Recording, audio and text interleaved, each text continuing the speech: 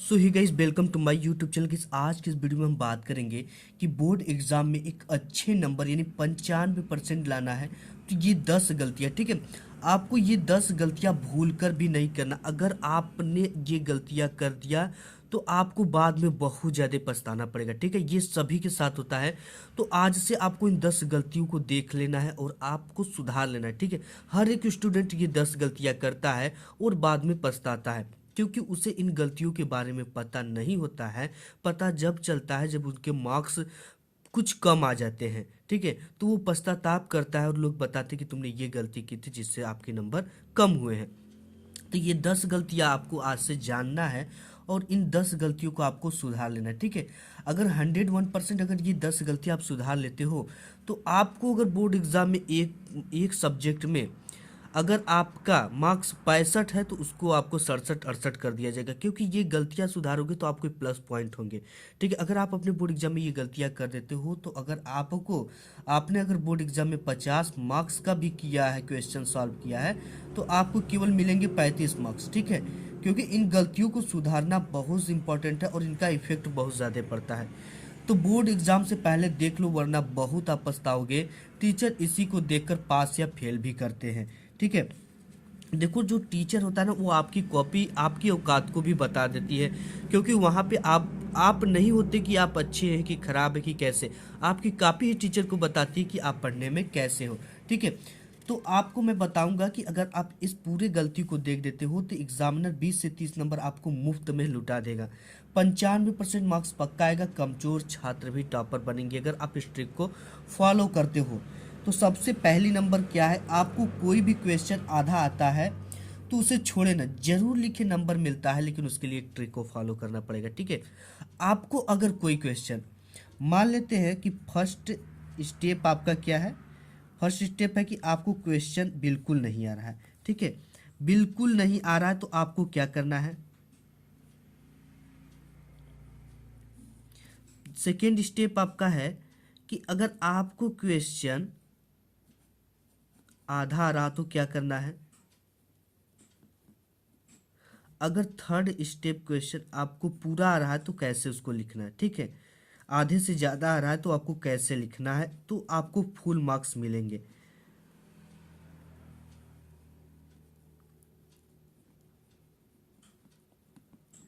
तो आपको एक ट्रिक को फॉलो करना, वो ट्रिक मैं आपको वीडियो के लास्ट में बताऊंगा कि इन अगर आपको कोई भी क्वेश्चन बिल्कुल भी नहीं आ रहा तो उसके भी आपको नंबर मिलेगा।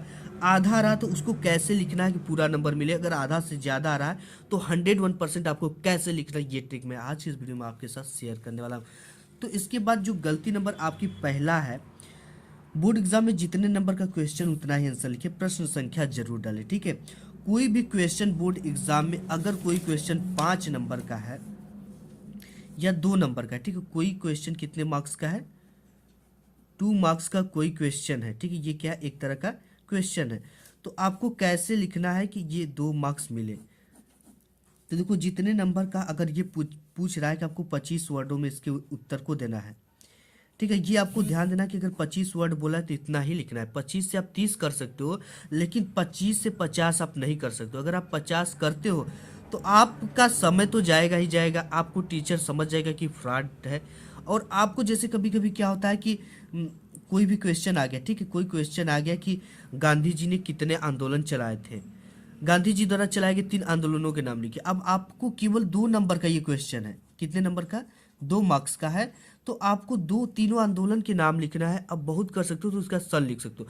तीनों आंदोलन के बारे में आप नहीं कि हम डिटेल्स पढ़े तो पूरे के पूरे डिटेल्स लिखे, ये गलती नहीं करना। अगर आप कोई भी क्वेश्चन लिख रहे हो तो बोर्ड एग्जाम में क्वेश्चन नंबर 2 का उत्तर, क्वेश्चन नंबर 3 का उत्तर, क्वेश्चन नंबर 4 का उत्तर डालकर ही लिखना है। और वर्ड लिमिट यानी कि आपको शब्द सीमा की ध्यान जरूर देना है, ठीक है।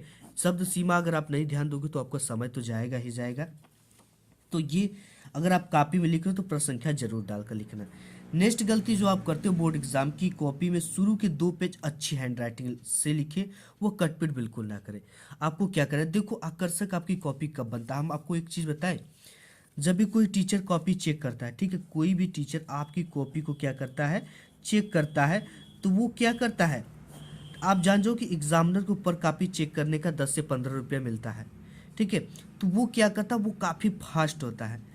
टीचर क्या होता है, काफ़ी फास्ट टीचर होता है, और वो देखता क्या है, अगर आपने शुरू के 2-3 पेज अच्छा लिखा है, इसके साथ ही साथ उन क्वेश्चन को सॉल्व किया जो आपको फुल कॉन्फिडेंस और पूरी तरह से आता हो, ठीक है, फुल कॉन्फिडेंस वाले क्वेश्चन को आपने सॉल्व किया और वो पूरी की पूरी आपकी आ रही है और आपकी हैंड राइटिंग काफ़ी अच्छी है, तो टीचर क्या करता है कि आपको उसी के हिसाब से समझ जाता है कि जो बच्चा है वो पढ़ने में अच्छा है और लगभग जितने भी क्वेश्चन का आंसर दिया होगा वो करेक्ट दिया होगा, तो उसी हिसाब से वो औसत नंबर देता चला, जैसे कि वो 2 नंबर दिया, अगर 3 नंबर का प्रश्न है 2 नंबर दिया, उसी हिसाब से 2 ढाई इस तरह से देता आपको चला जाता है, ठीक है। तो आपको क्या करना है, शुरू के 2 से 3 पेज अच्छे लिखने हैं और उन्हीं क्वेश्चन के आंसर देने हैं जिसमें आपको फुल कॉन्फिडेंस हो और आपको अच्छी तरह से वो क्वेश्चन आता हो। इसके बाद नेक्स्ट बात कर लेते गलती की, कि बोर्ड एग्जाम की कॉपी में शुरू के 2 पेज अच्छे हैंड राइटिंग लिखना ही लिखना है, ये तुमने बता दिया। इसके बाद नेक्स्ट है कि बोर्ड एग्जाम में केवल ब्लू एंड ब्लैक पेन का ही यूज करना है, ठीक है, आपको लाल पेन का यूज नहीं करना है, न ही हरा पेन का यूज करना है, आप कह सकते हो कि आपको किसी भी रंगीन पेन का यूज नहीं करना है, आपको केवल ब्लैक एंड ब्लू पेन का ही यूज करना है, ठीक है।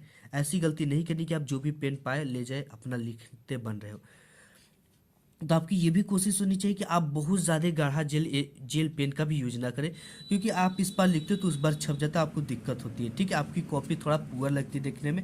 इसके साथ ही साथ नेक्स्ट जो चीज़ है, आपको बोर्ड एग्जाम की कॉपी के हर पेज पर रोल नंबर लिखना है, ठीक है। आपको कोई भी कॉपी है, ठीक है, वो जो भी कॉपी हो उसकी जितने भी आपको पेज दिए गए हो उन सभी पेज पर आपको क्या लिखना है, अपना रोल नंबर लिखना है। रोल नंबर इसलिए लिखना है, जैसे आपने 22,19,225 आपका जो भी रोल नंबर है उसको आपको लिखना है। इससे क्या होता है कि सेंटर के लोग किसी परिचित स्टूडेंट के कॉपी में क्या करते हैं, आपके पेज को फाड़ कर लगा देते हैं या कॉपी आपकी चेंज कर देते हैं, ठीक है। तो इससे आपको क्या होगा कि बचत होगा, आपके लॉस नंबर नहीं होंगे। अदरवाइज कभी कभी जैसे आप बी कॉपी लेते हो तो उस पर भी आपको रोल नंबर लिखना है, क्योंकि होता क्या है कि अगर आप A+B कॉपी लिया है, ठीक है, आपका बाई चांस हुआ क्या कि बी वाली कॉपी हिरा गई और वो एग्जामिनर पा भी गया ये बी कॉपी किसी की ये खोई हुई है, तो क्या करता है कि इस पर अगर रोल नंबर लिखा है आपका जो भी रोल नंबर है, तो क्या करता है उसी रोल नंबर वाले कॉपी के साथ उसको जोड़कर फिर से चेक कर देता है। तो आपको ये भी गलती से बचना है बोर्ड एग्जाम में। तो आपको हर पेज पर क्या करना है, रोल नंबर लिखना, और बोर्ड एग्जाम की कॉपी में बीच में सादा पेज ना भूल कर भी नहीं छोड़ना है।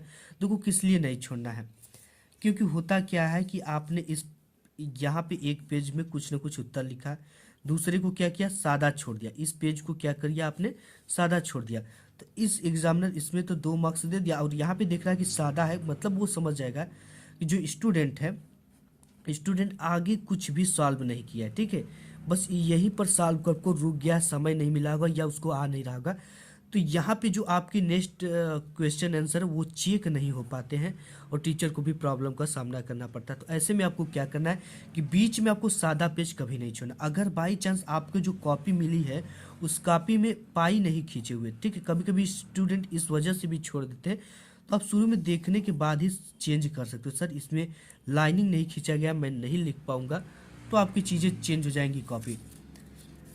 तो ये चीज़ हो गया। इसके बाद आपको क्या करना, आप सबसे पहले अपने 7 अंकों का रोल नंबर याद कर ले और लिखकर अच्छी तरह से प्रैक्टिस कर ले, ठीक है। आपका जो भी रोल नंबर, जैसे 22,19,225 रोल नंबर है, तो इसको आप क्या करने, इस तरह से लिख लीजिए, अंकों में लिखने के साथ साथ शब्दों में लिखकर अच्छी तरह से प्रैक्टिस कर लीजिए, क्योंकि बोर्ड एग्जाम में ये चीज़ें अगर गलती होती है तो आपका रिजल्ट जो होता है वो फंस जाता है, नहीं आता है। आपको क्या होता है कि टीचर के डांट भी सुनने पड़ते हैं, और आपको इस सिचुएशन में क्या होता है कि आपका जो टेंशन मानसिक जो होता है, मानसिक स्थिति बिगड़ जाती है, क्योंकि आप चीज़ों को सुनते उतने स्टूडेंट के सामने, तो आपको थोड़ा प्रभाव पड़ता है इसका। और साथ ही साथ अगर आपका एग्ज़ाम सेंटर पर आप जाने हो तो एग्ज़ाम सेंटर पहले अगल बगल देख ले, स्वयं की तलाशी जरूर कर ले, क्योंकि ऐसे स्थिति में क्या होता है, कभी कभी जो एग्जामिनर होते हैं, चेक करने वाले होते हैं, वो बैच आती है, ठीक है, तो बैच आती है तो क्या करती है कि आप अगर आपकी तलाशी लेती है, तो आपके अगर जेब में कोई चिट्ठी पुर्जा, अगर जैसे कि आपने एग्जाम से पहले उसको याद किया हो, जन्मदिन याद किया, उसको क्या किया आपने अपने जेब में रख लिया, रखने के बाद आप भूल गए और एग्जाम देने लगे, ऐसे में अगर बैच आती तो आपको चेक करती है, चेक करने के बाद अगर वो चिट्ठा या पुर्जा आपके जेब से मिल जाता है नोट, तो क्या करती है आपको रिस्टिकेट मार देती है, ठीक है। नोट जो मिलता है तो आपको क्या कर देती है, रिजेक्ट कर देती है। तो आपको ऐसे सिचुएशन में क्या करना, एग्जाम सेंटर पर जाने से पहले अपने अगल बगल अपने ब्रांच की तलाशी कर ले, और जो भी ब्रांच गड़बड़ हो आप उसे बदलवा भी सकते हो।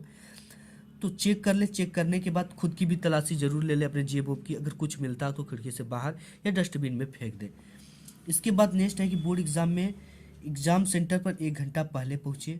अगर आपका होम सेंटर तो आधा घंटा पहले पहुँचे, क्योंकि देखो आपका जो सेंटर जाता है वो 12 km के अंतराल में ही जाता है, ठीक है। इससे ज़्यादा दूरी पर नहीं जाता है, जाता होगा तो वो 15 किलोमीटर से ज़्यादा दूर नहीं जाता है। अगर लड़कियां हैं जिसका होम सेंटर है, होम सेंटर नहीं बना, वो आधा घंटे पहले पहुँच कर, इससे सिचुएशन क्या होगी कि आपकी घबराहट हड़बड़ाहट नहीं होगी, जिससे क्या होता है कि इस सिचुएशन में आपके क्वेश्चन छूट जाते हैं, आप काफ़ी घबरा जाते हो, ठीक है, टेंशन हो जाती है कि कहाँ बैठना है। तो इस सिचुएशन में आप जाओगे तो किसी टीचर की हेल्प से आप अपने सेंटर की जानकारी से कर सकते हो, अपने ब्रांच की जानकारी कर सकते हो, अपने रोल नंबर की जानकारी कर सकते हो, आपको जहाँ बैठना है उसकी सिचुएशन पता कर सकते हो, ठीक है।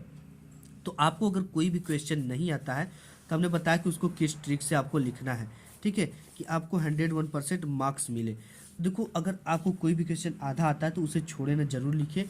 इसमें नंबर मिलता है। नंबर कैसे मिलता है कि अगर उससे रिलेटेड कुछ भी लिख दिए, जैसे ओम का नियम है तो ओम के नियम से रिलेटेड आप कुछ भी कीवर्ड पता आपको लिख देना है, ठीक है। अगर आपको उसका फार्मूला पता तो वो भी लिख देना। अगर उस चैप्टर से रिलेटेड कुछ पता तो आपको लिखना है, लेकिन आपको गलत चीज़ें नहीं लिखनी, ठीक है।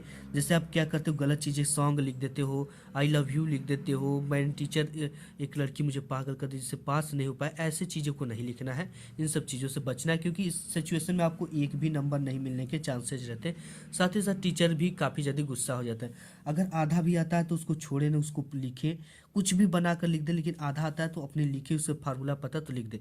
इसमें 101% आपको नंबर मिलेगा। अगर आधा से ज़्यादा आता हो तो उसको और भी अच्छे से लिख दे, ऐसे लिखे कि टीचर को लगे कि पूरा का पूरा स्टूडेंट किया है। तो इस सिचुएशन में आपको नंबर 101% मिलेंगे, ठीक है। तो आज की वीडियो में बस इतना ही, मिलेंगे एक नेक्स्ट वीडियो, तब तक के लिए धन्यवाद।